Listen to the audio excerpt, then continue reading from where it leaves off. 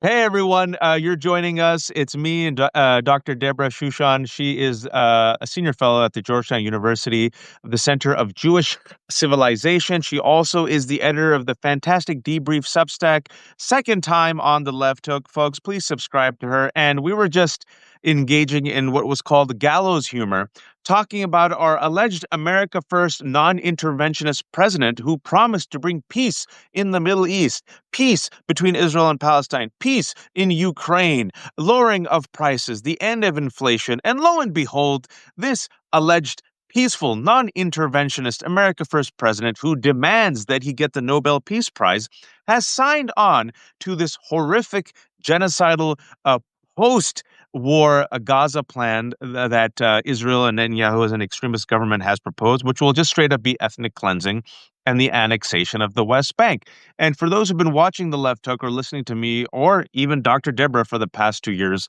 we have said that this particular war and Israel's disproportionate response will not only threaten, of course, Palestinians who are now enduring a genocide and phase 5 starvation, also threaten the security of Israel, threaten the security of the Middle East, the neighbors, Lebanon, Yemen, Syria, Iran, and also increase anti-Semitism and Islamophobia and ultimately harm American security as well. And lo and behold, things escalate, folks.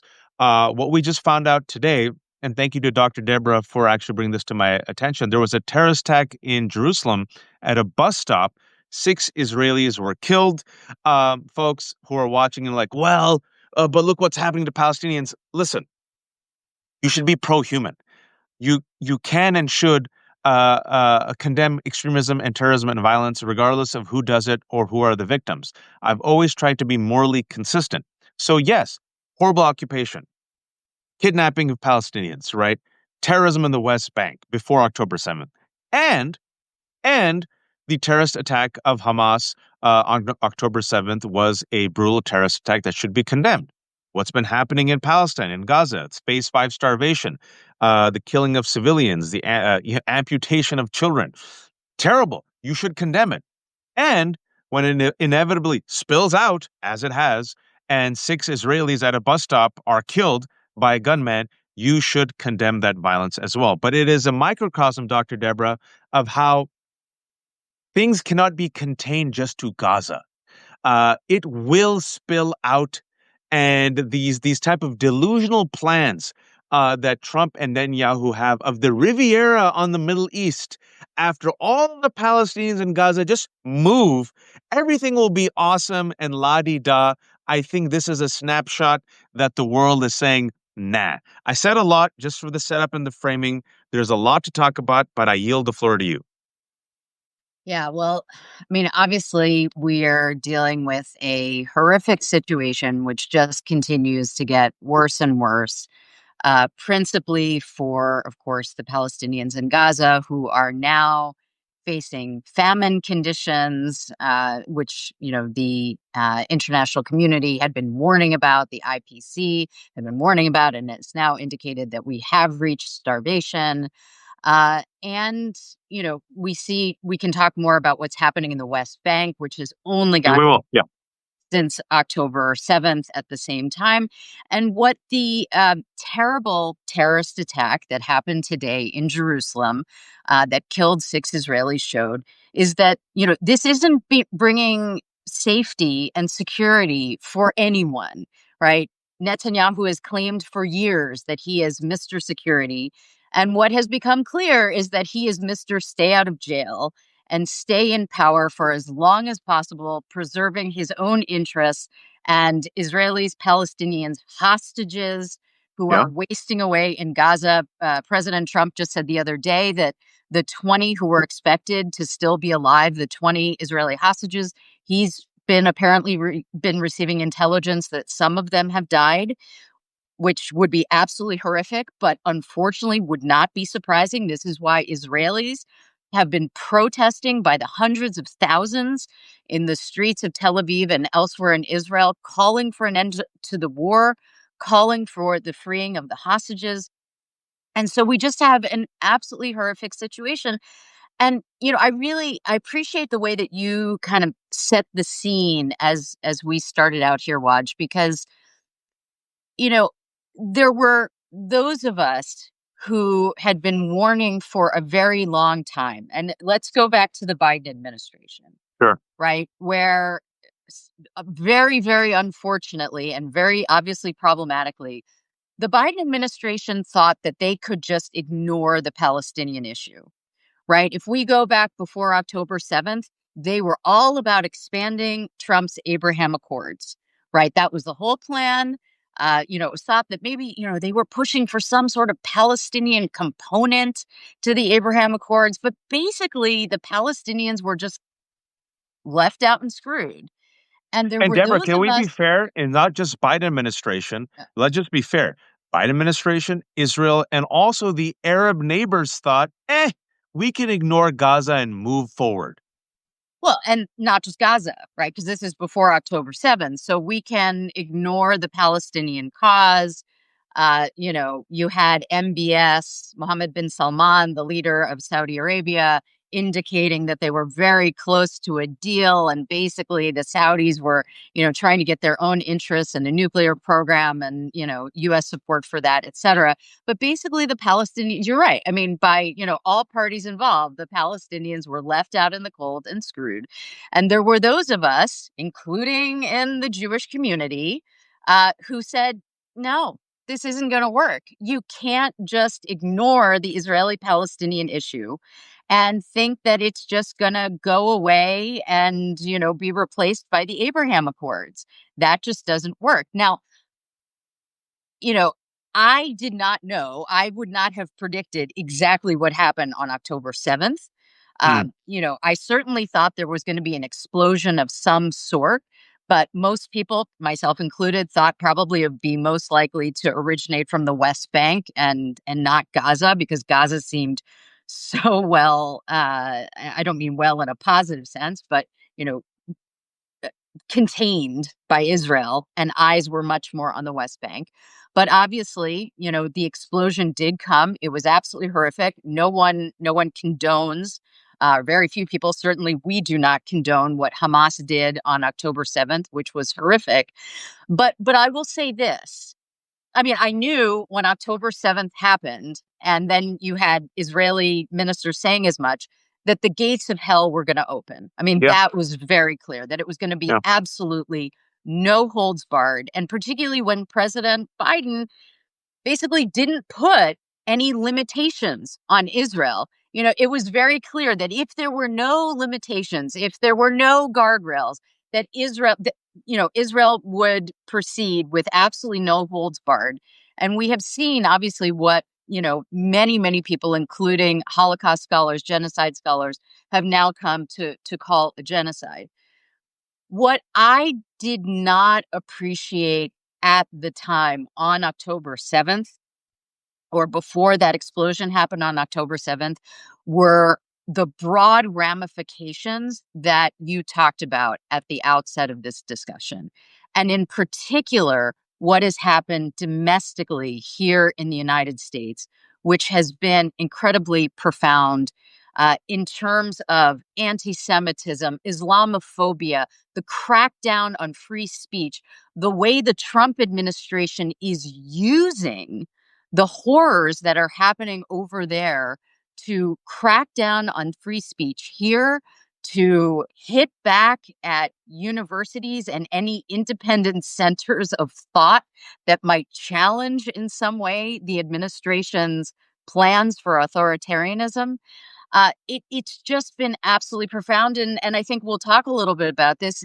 It's not just happening here in the United States, right? We're seeing this happen in other parts of the world. We're seeing it happen in Europe. Uh, you know, Developments that have just happened in the UK in terms of mass arrest of protesters. I don't want to steal your thunder on that, but No, no. the implications of all of this have just been absolutely profound, and it's heartbreaking. It's absolutely heartbreaking for everybody involved. And the Trump administration, despite promising that they were going to end all of this on day one, just as they were going to do with Ukraine, has absolutely failed, obviously. I mean, no, I appreciate that, and we're going to break it all down, folks. Just a teaser of what happened in London, which is terrifying, and how countries and allies who should know better are giving up their democracy and their human rights and their liberties to support fascism. 900 protesters, white folks in London, were arrested under anti-terror laws for supporting basically Palestinians and an end to the ceasefire and genocide. 900 people under anti-terror laws. That's very dangerous. And what's happening here is Donald Trump and J.D. Vance are perfectly fine with the extrajudicial assassination of 11 people on a boat without evidence, saying, oh, yeah, they're drug dealers. And now they're unleashing the National Guard. And the Supreme Court, as of today, some horrific news, is perfectly fine with racial profiling. I'm not making this up. And gave Donald Trump and Stephen Miller a pass to unleash ICE and the National Guard in LA.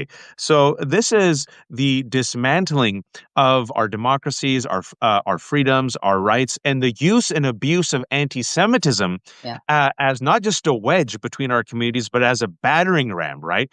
And the irony is, it's the most anti-Semitic administration in recent history, absolutely. claiming that they have to take out Harvard and take out these student groups and kidnap and detain, Mahmoud Khalil and Rumeza Ostrich to protect the Jews. And Jews, the overwhelming majority of American Jews, are like, whoa, whoa, whoa, you ain't doing it for us. And an overwhelming majority of American Jews, folks, this is important for those who aren't in the weeds. We try to connect the dots. This is important. The largest Zionist group in America, and people are always shocked when I say this, is Christians United for Israel. Let me repeat this. The largest Zionist group in America is Christians United for Israel, an evangelical Christian group headed by Pastor Hagee in Texas. Benjamin Netanyahu, the prime minister of Israel, his base in America is not Jews. They gave up on Jews a couple of years ago. In fact, it was Right. like I think it was Haaretz or someone that reported that the right wing government said, okay, forget it. We've lost the young Jews. They're not our base. His base is right wing Christians and white evangelical Christians. Mike Huckabee, who's the ambassador, Trump's ambassador to Israel, is a white Christian nationalist. Russell Vought, the shadow president, the author of Project 2025, is a Christian nationalist. Mike Johnson, Speaker of the House, is a Christian nationalist. For those who haven't followed, these folks love Israel. Jews, not so much. So what's happening is that they're using Jews and anti-Semitism as a battering ram. And Deborah, this is the world's worst I told you so. I did predict this. And 22 months ago, 20 months ago, me, Amy Spitalnik, who I know, I'm sure you know, Eric Ward, went to corporate America, went to law firms, went to elected officials. 20 months ago, we said, I'm a Muslim, Amy's Jewish, Eric is black, and we're witnessing the use and abuse of anti-Semitism and Islamophobia by white supremacists. They're going to come after all of us and our freedoms. And people said, shut up, you guys are crazy. Well, here we are. We're in it. But before we hit on the domestic, let's talk about, because there's so many fires that are burning, Deborah, that people kind of have put it on the back burner. Trump endorsing the genocidal Gaza plan. We'll talk about West Bank, but talk to us about the plan that was endorsed for the Riviera in the Middle East. Absolutely. So this was something that was first, the details were first reported by the Washington Post a little bit over a week ago. And what they reported was that there was a meeting at the White House, which was attended by President Trump himself, as well as Rubio, Witkoff, Tony Blair, Jared Kushner, and for good measure, they made sure to invite Ron Dermer, who is Mm, Netanyahu's, point man and also a former Republican operative, just for good measure. And so those folks had a meeting at the White House, and they saw a presentation on a 38-page prospectus by or to form what would be called the Great, all in capitals, not Trumpian at all, the Great Trust. And that is the Gaza Reconstitution Economic Acceleration and Transformation Trust, or the Great Trust. And this plan, Waj, was developed by some of the same Israelis who brought us the Gaza Humanitarian Fund, which is the means of, now that international organizations and the UN, who had been the ones feeding Gaza during during this horrible war conflict, um, they were replaced by this Gaza Humanitarian Fund, in very like 4 locations in the Gaza Strip, in which they would come and get this food, and many of them were shot by the IDF in the process. So those same folks who brought us the Gaza Humanitarian Fund are Disastrous, by the way, folks. Absolutely disastrous. And as Anthony Aguilar, I've had him on. Francesca and I have talked to him. He worked for the Gaza Humanitarian Fund. He became the whistleblower. He's the one that said, I went there to try to help people. And I found out the Gaza Humanitarian Fund is just basically a fraud, complicit with this right wing Israeli government. And all these people, as for those who don't know what Deborah's talking about, there were 4 aid distribution sites. Now I think there are 3. And since May, these starving unarmed Palestinian civilians went to these aid distribution sites, and the IDF soldiers, according to Haaretz, were commanded by to shoot at these unarmed Palestinian civilians. So their words were, this became a killing field. So you got all these Palestinians who are starving, oh, come to these food aid distribution sites, and once they got there, more than 1,200 have been killed, and GHF, the Gaza Humanitarian Fund, is seen to be as completely complicit with the Israeli government, just making money off this, not caring whatsoever. Sorry, that was just to fill in for those who don't know. No, I appreciate you filling in the background on that. So, I mean, the amazing thing is that some of those same folks who came up with that plan for the Gaza Humanitarian Fund are behind this plan for the Great Trust, which would see the voluntary relocation of Palestinians from the Gaza Strip. They would get paid $5,000 supposedly if they would leave. Where on earth are they going to go is another question. There's no guarantee that they would ever be able to return. And of course, we know that historically, Palestinians who have been forced out of Palestine have not had a right to return. So these folks are going to get some money and like a digital token. And meanwhile, so they're going to leave, or those who don't leave will be forced into, basically what Israelis, including Ehud Olmert, have called concentration camps. While the rebuilding of Gaza takes place, this rebuilding of Gaza is supposedly going to be some high-tech, basically like copy of Dubai, in these AI-powered high-tech cities, in which, God only knows who's going to live. You can tell that they are courting the Gulf states to support this plan, because they have, if you look at the map that they've drawn up, they've named some of the thoroughfares after MBS, Mohammed bin Salman, and Mohammed bin Zayed of the UAE. So they want them, of course, to invest and finance this. And so this is, but I think the key thing is we outrageously heard Donald Trump shock everyone, including Benjamin Netanyahu, back in February when Netanyahu was on his first of 3 visits so far to the United States since Trump has been president. And Trump said, the U.S. is going to take over Gaza. We're going to own it, right? And so this plan, this 38-page shiny prospectus, is basically, brought to you by some of the folks who created the Gaza Humanitarian Fund, who are taking what they understand to be Donald Trump's vision and putting it into an action plan. And obviously, this is something that we all have to just very clearly call what it is. I hate to use the words ethnic cleansing, but I mean, It's there are ethnic no cleansing. other words for it. That's what it is. The violent, forcible transfer of a civilian population from their homeland to the South is ethnic cleansing. It is part and parcel of a genocidal campaign. And Donald Trump, who wants the Nobel Peace Prize, Donald Trump, who's America First, Donald Trump, who's anti-intervention, Donald Trump does not care, because he sees real estate dollar deals. He sees properties. They wooed him with the AI videos. Benjamin Netanyahu has already dog-walked him into potentially getting us into World War III with Iran, which also, again, was a failure because the nuclear reactor was not destroyed. It only increases resentment and hatred towards Israel and the United States of America in the Middle East, folks. And also, anyone who, this is what's so fascinating, Deborah, human arrogance. right? Like we never learn. For those who are joining us, 600, and I know more people will, you know, nothing stays contained. These people think that they can contain the fire that they've started. That, oh, they'll just move these Palestinians or they'll kill them or they'll move them to Egypt and Jordan and everything will be fine. And then Israel will be safe and America will be safe and American soldiers will be safe and tourists will be safe. It doesn't work that way. What they don't realize is the world doesn't forget, Deborah.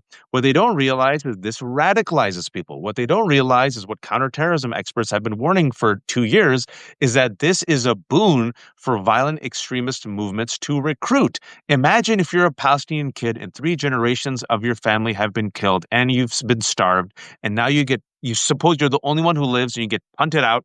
And suppose, let's just say, there's an extremist group who says no one cares about us. We have nothing left to lose. F it. Let's kill them. Let's kill as many people as we can. And oh, by the way, in Qatar, you have the largest U.S. military base in the world. You have U.S. soldiers everywhere, right? So do you think this will be contained? And will this make Israel safer? I was promised that Netanyahu would make Israel safe. October 7th happened. Of course not, folks. So this is a disaster created and funded by genocidal people and also the world's worst capitalists. People who think that somehow they can control the world and control the fire that they've created. And Deborah and I are saying, you cannot. All that, like, it's DEFCON 1, right? Like, you cannot control this. This is global, folks. This is why the framing of this is the world is going to burn as a result of what's happening in Israel and Palestine, which is why the world needs to intervene. And speaking about some of these freaks and extremists, talk to us about the West Bank. And I'm really glad you mentioned it because I always try to bring it up because everyone, while they're focusing on Gaza, the direction has been averted from the West Bank. The West Bank, folks, there's more than 2 million Palestinians who live there.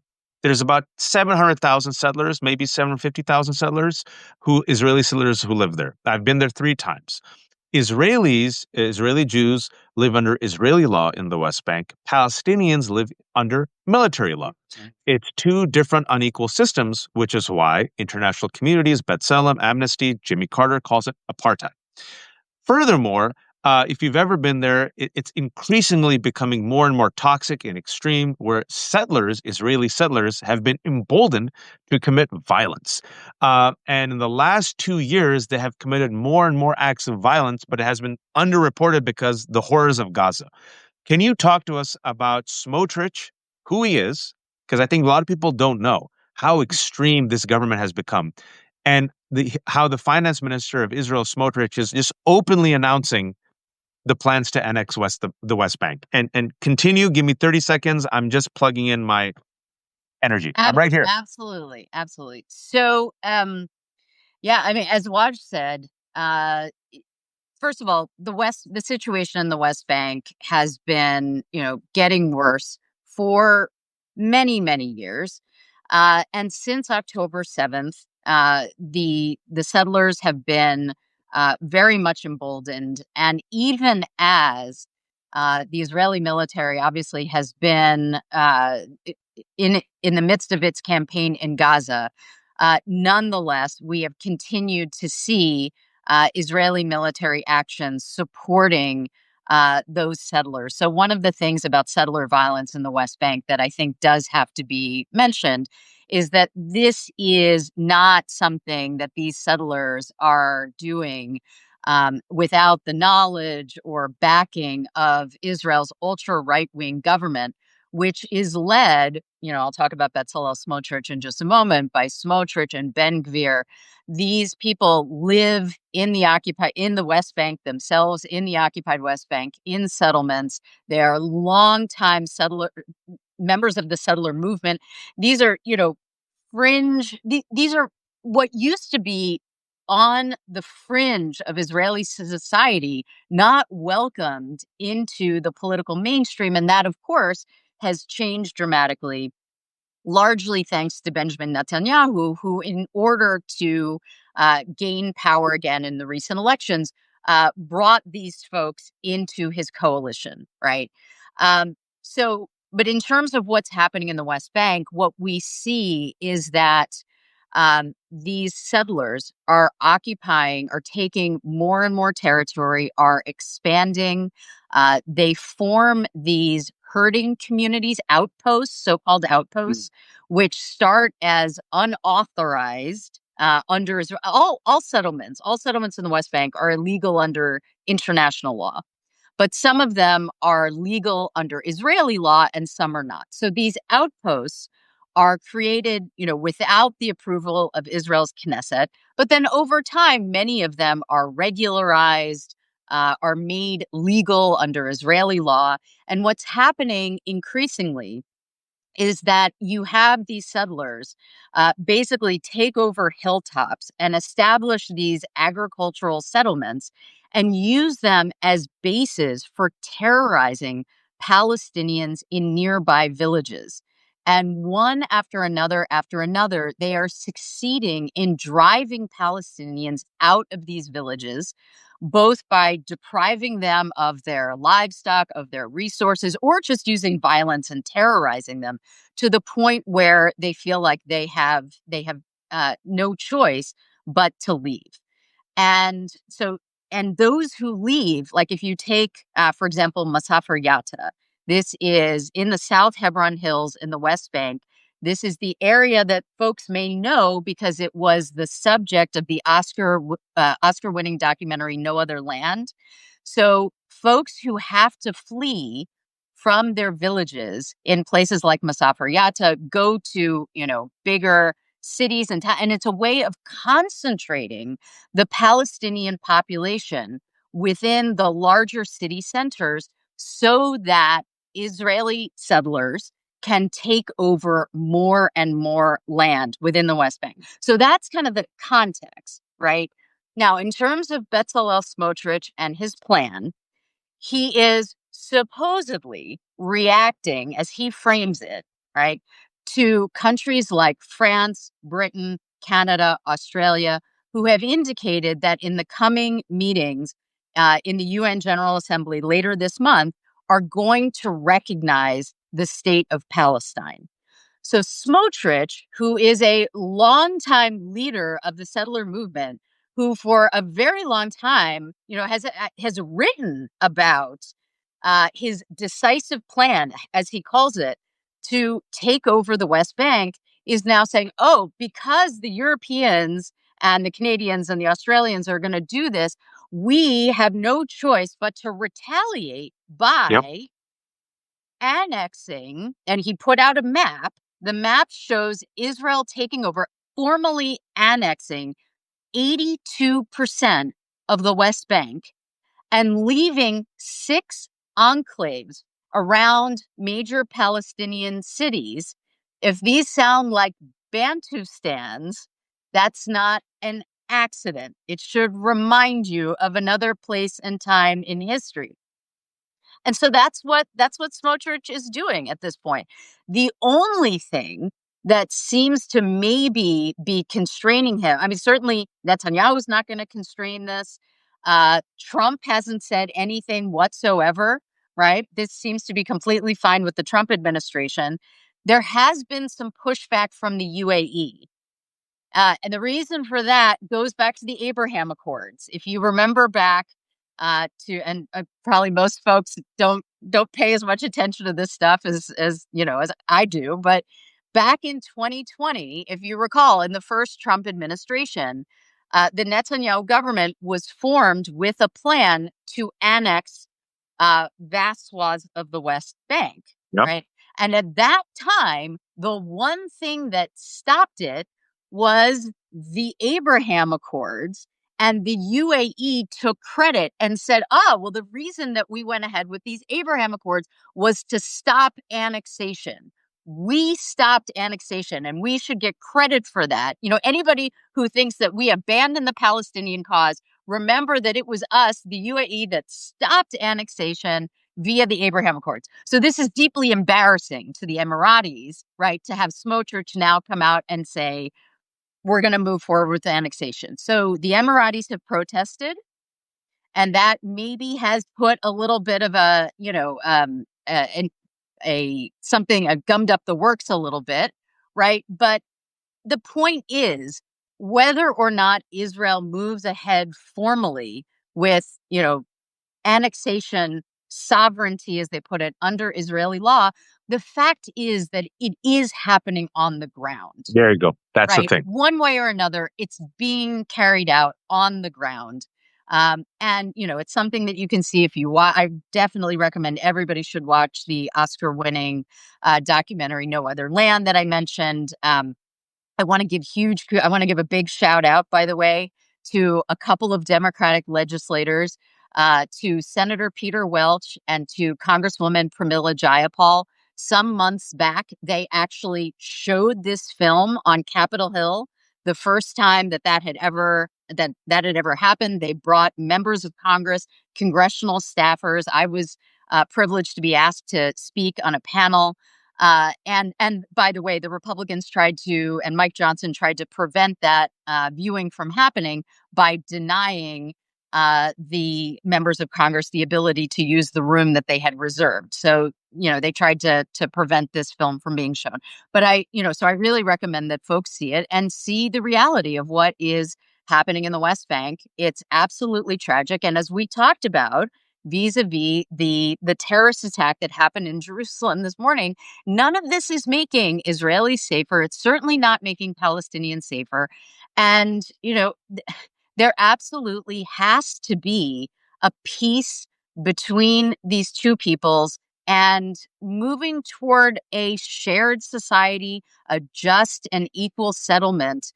And rather than the continued vicious cycle of bloodshed, which just continues to get worse and worse. That was an excellent breakdown of the settlements in the West Bank, Deborah. And, for those who have not gone, I've gone 3 times. I've also visited some of these outposts, and I did a piece for The Atlantic. The way the outposts work, and the guy admitted it to me, I was driving, we're driving down the road, and all of a sudden, the driver takes a right, and we go up in the hill. I'm like, what the hell?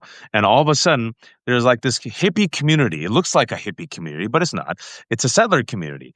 And they have the hilltop land, and some of them are living in trailers. Other of them are living in like kind of a big, kind of sprawling single story home. And then I asked the guy, I said, okay, well, who comes and picks up your kid and takes him to school? He goes, is Israel, the bus. How's the Wi-Fi? Wi-Fi's awesome. How about water? Oh, connected to Israel. I got the water. How about security? Yeah, they take care of it. How about infrastructure? They take care of it. So this illegal outpost was nonetheless, even though it was considered an outpost, was kind of wink, wink, part of the settlements. And some of these individuals, these Israelis, openly told me that they knew that they were creating, it's all illegal, as Deborah said. But within Israel, right, some of it is formally seen as an Israeli settlement, and some of it is seen as an illegal Israeli outpost. They knew that they were essentially adding on this outpost illegally to the settlement. But Right. then someone from the Israeli government literally a woman told me, she came and told us, just go ahead and do it. I'll look away. So they come in there and they take over. And once they take over, it's bad politics to see that the Israeli army is now going to bulldoze this home and move away this family with the child and crying. So that's how they litigate. They stay there and it expands, expands, expands. It's done with the complicity of the Israeli government because there's no separate budget, folks. It all comes from the Israeli government. They all know what's happening. And furthermore, I think a very important point that you made is it's not just the Trump administration, it was the Biden administration as well, folks. This has been happening under Democratic administrations, under Republican administrations, and Biden could have done more to stop Netanyahu. But as we know now, it was a green light. And now Donald Trump has come in, and now it's on steroids, folks, because now he's like, at least, the West Bank, at least we used to say, no, no, no, you can't annex the West Bank. I don't care. And you know how we used to say, stop the settlements? I don't care. And you know how we said no to ethnic cleansing and moving the Palestinian people? I don't care. I get my properties. And furthermore, this Trump administration is extremely complicit in this because, and some of our smart viewers mentioned this, speaking about the United Nations General Assembly, this Trump administration, to show the extent of its cruelty, folks, we'll talk about what happens, the denial of visas of Palestinians to the UNGA. But Laura Loomer, a complete extremist, freak show, Islamophobe, hate monger, a couple of weeks ago, on Twitter criticized the Trump administration and specifically called out Marco Rubio that allowed temporary visas for Palestinian kids to come to America to get necessary health care. Even this administration said, you know what? We'll allow these Palestinian kids to come. And Laura Loomer specifically attacked Marco Rubio and the Trump administration and said, how dare you? And guess what happened? The next day, Marco Rubio, Secretary of State, said, oh, we won't allow that. And this freaking Trump administration said, nope, we're not going to allow those kids to come. So they denied visas to these Palestinian kids who are starving, injured, to come here to get health care. They thank you, Deborah, for for reminding me that Trump refused the visas for Mahmoud Abbas and other Palestinians. But talk to us about how this Trump administration is really cracking down vis-a-vis Marco Rubio and these visas, Deborah, on Palestinians who are trying to get to this point of ceasefire, end of occupation, end of settlements. Sure. If I could, I'll get to that in a second. I just wanted to say one or two more things about the West Bank and Yeah, settler please. violence. You and I have both been very critical of the Biden administration with good reason. But I do want to give one piece of credit where credit is due to the Biden administration. As someone who, was the director of policy at an organization working on Israel-Palestine issues and paying very close attention to everything the Biden administration was doing, there was one thing that was very positive, and that was when the Biden administration came out with an executive order that enabled sanctions on violent settlers. And they That's right. did, in fact, have several tranches of sanctions that they put on some of the worst settlers, these folks who established those outposts, who had a history of violence against Palestinians. And the fact that in order to put out that executive order, Joe Biden had to declare the situation vis-a-vis settler violence in the West Bank to be a national emergency. Yep. All right. It was actually a very, very powerful executive order. Now, unfortunately, the one unfortunate thing is that he didn't use it to the extent that he could have. There were those of us who argued that Smotrich and Ben-Gvir absolutely should have been sanctioned under the executive order. So they should have gone after members of the Israeli cabinet and not just these lower level folks who are actually establishing these hilltop outposts. And there were organizations that they also could and should have sanctioned, so they should have gone further. There were those of us who were actively, rallying members of Congress to push the administration to go further. But nonetheless, at least it was a positive move by the Biden administration. And it is worth, therefore, mentioning that on literally day one of the Trump administration, among all of those executive orders that he signed in the White House literally on day one of those executive orders was to rescind Biden's executive order on settler violence in the West Bank. And so one of those settlers who had been sanctioned by the Biden administration has subsequently shot and killed a Palestinian peace activist in his village in the South Hebron Hills of the West Bank. Right. And so that shows you, again, I am the last person to come here and tell you that what the Biden administration did on Israel-Palestine was perfect. It absolutely was not. But we see, the Trump administration has made very clear. It's even worse, Deborah. That's what you're saying. And I even said this and I got attacked. I said, listen, how bad Harris and Biden have been on Israel and Palestine, how bad they've been in their complicity in the genocide, how bad they've been. Trump, and I think you agree with me, Trump, I kept warning people, yes, and they will be even worse. Absolutely. And people they have couldn't been worse. imagine that, right? People can't, how can things get even worse? They're so bad. It's genocide. How can things can always get worse. Trust a Jew when she says things can always get worse. That's exactly what I was going to say, Waj. You took the words out of my mouth. I am the granddaughter of Holocaust survivors. I hate to be the one to tell you that shit can always get worse. And there were those of us who absolutely knew that, not to excuse the Biden administration. No. Not to excuse, right? And in fact, I mean, one of the things that I think is so important going forward is that we need to straighten out the Democratic Party, right? Oh, yeah. Going forward, should we ever, God willing, have, legitimate elections again and be able to retake power, right? Inshallah. Inshallah, we've got to deal with the Democratic Party, but it is so important to recognize that what is happening under the Trump administration, as we predicted it would, right, has gotten even worse. Okay, so now let's turn to what you asked about, and the fact that Secretary of State Marco Rubio has denied visas for President of the Palestinian Authority and the PLO Mahmoud Abbas and other Palestinian diplomats.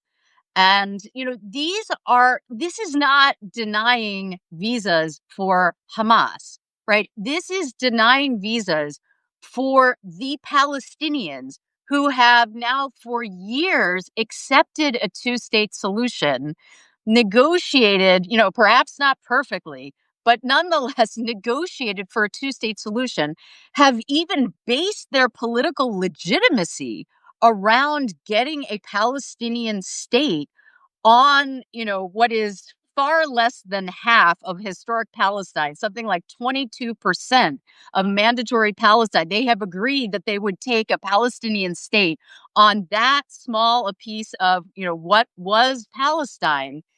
And they've gotten absolutely nothing for their efforts. And now, and it should be noted that the United States, as the host of the United Nations, is legally bound to let representatives from countries and member states and observer members to come to the United States. We are legally bound to give folks visas, even for, like, take Iran. We don't have diplomatic relations with Iran, but nonetheless, the United States has to give visas to Iranian officials to come and attend the UN because we have agreed to that in order to be able to host this international organization that is a pillar of the rules-based legal order that the United States championed ever since World War II until now. But Putin gets the red carpet, and Andrew Tate and his brother can get an exception. Sorry, continue. So, yeah. So that's it. And of course, this just further says to the Palestinian people, those Palestinians who have pursued a path of moderation and peace are shut out, right? That any Palestinians are going to be shut out, whether they embrace violence, whether they embrace diplomacy and negotiation, right? That, Palestinians are just absolutely unacceptable to the United States, to this administration. And it's a terrible move if you actually care about a future of, peace for Israelis and Palestinians. But I think it's extremely clear that this administration could care less about that. They couldn't care less, folks. And in the final 8 minutes that I have, Deborah, and I hope people, 1,000 people, Deb, which is both. I mean, who would have thought that these nerds would have fallen? I'm happy that we got 1,000 people. Usually, when we do foreign policy, we do Israel Palestine. If I get 600, 700, I'm happy. But the fact that 1,000 people have joined, thank you. We're going to have this up on both my Substack and Deb's Substack later on.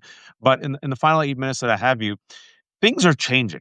And, I've said this before, folks. I'm 44. I got gray hair. Never in my life would I have thought that a majority of Americans or a majority of Dems would be, if you will, pro-Palestinian in the sense that they were critical of the Israeli government, wanted an end to the occupation, and now the end to the genocide. The Quinnipiac poll follows up on the Gallup poll, follows up on the Pew poll, follows up on the CNN poll. That shows a majority of Americans now consider what's happening in Gaza a genocide. An overwhelming majority of Democrats do. Only 8% of Democratic voters support what Israel is doing. If you look across the world, Israel, and this is when speaking about how Israel is making it difficult for itself and making itself into a pariah state and also hurting Jews. Folks, around the world, Israel has now become a pariah. If you look at youth, young people around the world, no longer support Israel, right? Israel has lost the majorities, it has lost the youth, and it has lost the culture. Once you lose the youth and the culture, to me, that's like, okay, warning sign. You've lost it, right? The story, the plot. Voice of Hind Rajab got a 22-minute standing ovation at Venice Film Festival. 22 minutes, folks. No Other Land last year won Best Documentary, even though no distributor would touch it, it still won. The year before that, Jonathan Glazer, British Jewish filmmaker, won for it's a fantastic movie, Zone of Interest, and then gave this beautiful speech. All these people in Hollywood boycotted him, but then all these other folks came out like stars and said, no, we got his back. One of the people who signed on to a Voice of Hind Rajab to be an executive producer was Joaquin Phoenix and his wife, Runa Mara, and also Brad Pitt, right? You're seeing people not being silenced, no matter how much they're trying to crush these students. Students are speaking out. And Democrats, it's staring them in the face.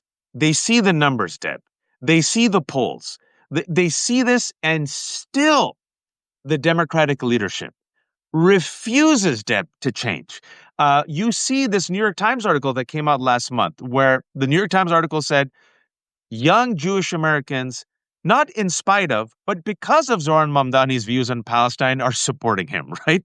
So even with that, uh, Democratic leaders are like, no, no, no. Instead of taking on Netanyahu and Trump, let's bash Zoran Mamdani. Deb, what will it take? And there has been some positive change. Before I give it to Deb for the final word and her breakdown on this, 27 senators, including Bernie Sanders for the first time, a majority of Democratic senators voted to stop sending aid to Israel. You had Senator Van Hollen and Murphy last week in Israel and Palestine. You have, I think, 11 or 12 elected officials, Democrats, who said it's what's happening is a genocide. And even within the Republican Party, you're seeing fissures with Tucker, Marjorie Taylor Greene, and a few others, folks. And even when it comes to the Republican Party, 35% of Republican voters are against Israel, which, again, is a small number, but a huge number if you've been following this for as long as Deborah and I have. What will it take for Dems to meet the moment? Because, Deb, I think Israel-Palestine is now a litmus test. You can't ignore this anymore. Mm-hmm. Yeah.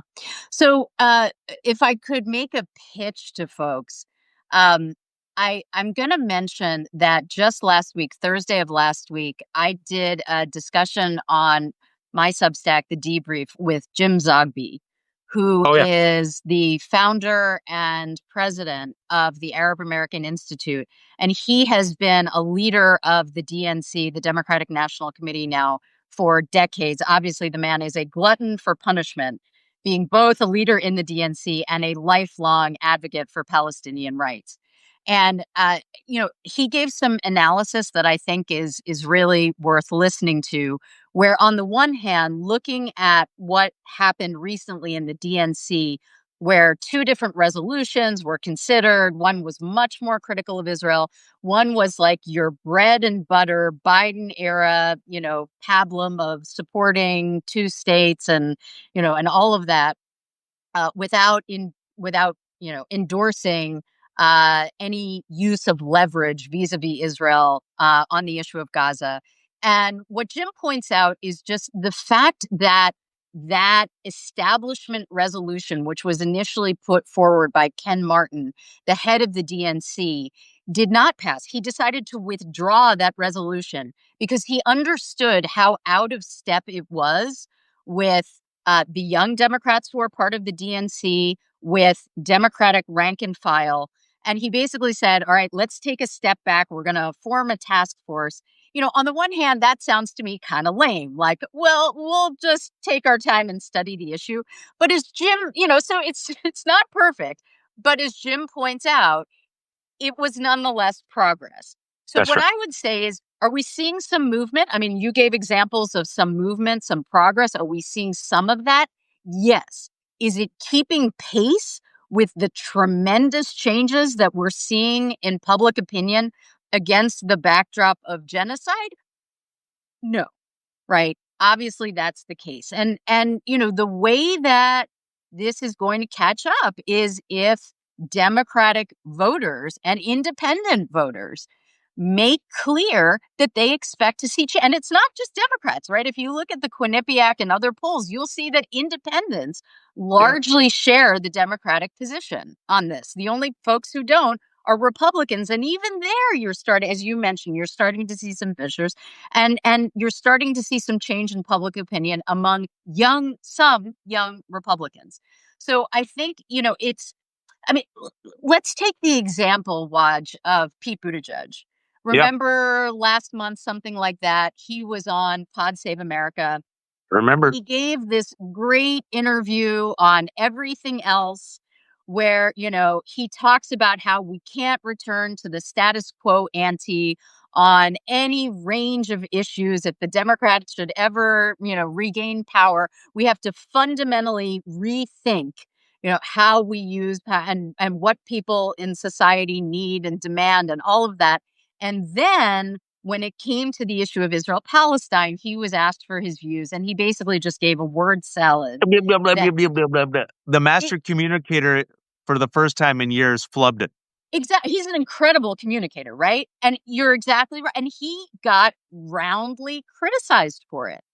And so I think that's it, right?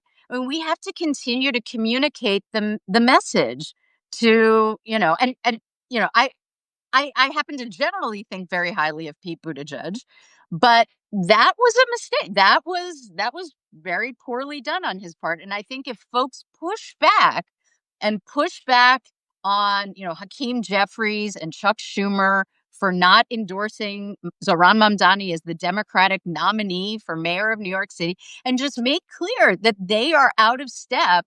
And this is not what we expect to see. This is not what Democrats expect to see from their leadership. Eventually, they'll catch up. It's happening slower than we would like, but that's just a reason to keep up the pressure. No, I really appreciate that point because I keep telling folks that the reason I'm so harsh on the Democrats is I never do a both sides. It's clear that Deb and I do not do a both sides framing. We know how fascist and dangerous Trump is, and this is why we said vote for Kamala Harris because how could it get worse than genocide, Waj? You're witnessing it, right? But Yeah. at least with Democrats, if you push them, they're amenable to change, especially right now. Republicans don't care. So it's up to us to be loud and to criticize this Democratic Party so they change. And if those who can't change, then they're like, I've compared them to a dull knife. You replace them with a sharper knife because we're against authoritarians and fascists both home and abroad. And you've seen the shift. When it came to that vote, I think last year was only like a dozen senators. Now it was 27, right? Who said we were going to vote to stop sending arms to Israel. They look at the poll numbers. They see that they're behind. They see that this is shifting.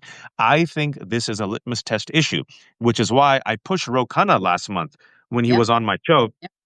Yeah, he asked me, he goes, "Come on, watch. We both want the same thing. Why do I have to call it a genocide?" And I told him why. And he said, okay. And so even seeing these people moving forward, I think this is what you got to do. You got to keep pushing them, pushing them, pushing them. I remember 7 years ago when I was in Jerusalem, there was a rabbi, I won't name him. He said, America, as Israel's ally, has to criticize us and push us to do the right thing. Oh, Because he absolutely. was he was looking at the trends. He goes, I worry about my country. The people are battening down the hatches. They're not listening. They're becoming more isolated, and this is not going to bode well. So sometimes you need a friend, right, to intervene. And he Oh, was saying that to me, living in Israel. I won't mention his name. So this is a friend. If your friend is a drunk driver who's completely blasted and is about to get in a Porsche with a whole bunch of other people and drive 120 miles per hour, your job as a friend to not say, well, okay, here are the keys. yeah. Your job is to take away the keys, right? And if you will, punish the friend for their own good. And I will end with this only because I got Brian Karam coming on, and we're going to talk about the Barry Weisification of corporate media. Mm. Important topic. Important topic, and the failure of corporate media is, folks, at the end of the day, and before I give it to Deb for the final word, is I always tell people no one's going back. No one's going back. There's too many of us. You let too many of us in. No one's going back. We're all in this together, whether it's America, Europe, or Israel, Palestine. So our futures are intertwined and shared, folks. That's the reality that extremists don't want to confront, but that's the reality. And so we need cool,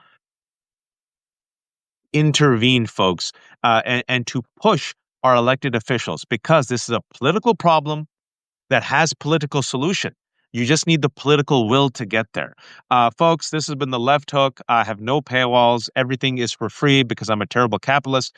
I've been talking to Debra Shushan. I really am, I'm so glad people enjoyed this conversation. Deb is a pro. She's at Georgetown University Center of Jewish Studies. She's a senior fellow, and she just recently started a fantastic Substack called Debrief. She has really good conversations on these issues with experts all across the board. And Deb, shamelessly promote yourself. Thank you so much, Waj. Thank you for having me. This has been a great discussion. And as Waj said, the Debrief with Debra Shushan. Would love to have folks subscribe and join me for some of those conversations. Folks, there's about 1,200 people who joined. We talked a lot. We talked about Trump's complicity in the genocide, the Trump administration using and abusing anti-Semitism to go after our human rights and democracy, what's happening in the West Bank, how all of this is terrible for Palestinians, Israelis, Jews, Arabs, Muslims, and the Middle East, and how there is a resistance that is growing globally in pop culture when it comes to liberals, and how Dems need to do better. We tried our best to connect the dots. Deb was a pro, really broke down the West Bank in a really beautiful, succinct way that I hope people go back and listen to. And for those, I know a lot of this is common to some of us. It ain't common to everyone. We tried our best to connect the dots. This has been The Left Hook and Debrief. We will have this up later on our Substacks today with transcripts. Folks, if you can become a subscriber, if you can become a paid subscriber, give a few bucks to Deb. If you have a few bucks left over, come to me. I have like 800 kids. And I'm going to log off and log right back on because I have Brian Karam. You know him, you love him. He's a White House cub reporter, and we're going to talk about the Barry Weissfication of corporate media and how they are failing the moment. Thanks, Deb. Thanks so much, Waj. Take care. Take care.